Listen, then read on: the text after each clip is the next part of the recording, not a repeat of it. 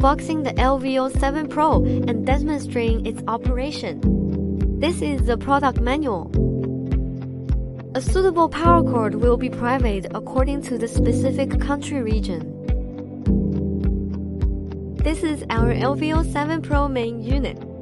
It features a stylish and minimalist design with a high-quality finish. Now let's take a look at the specific operation. Connect the power supply to the miner. Once powered on, the screen will light up and display Lucky. Open the Wi-Fi settings on your phone or computer. Connect to the Lucky Wi-Fi network. Automatically enter your 4G Wi-Fi network name and password. After connecting the device, a URL will be displayed on the screen. Enter this URL in your browser to access the mining pool settings page. Access the backend page via the browser. Click the 3 horizontal lines in the upper left corner to open the toolbar.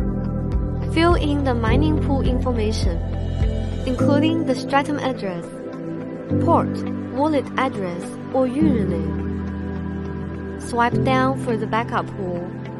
After finishing your settings, click Confirm and then Restart to complete the setup. All settings, deployment, and debugging of the device are completed.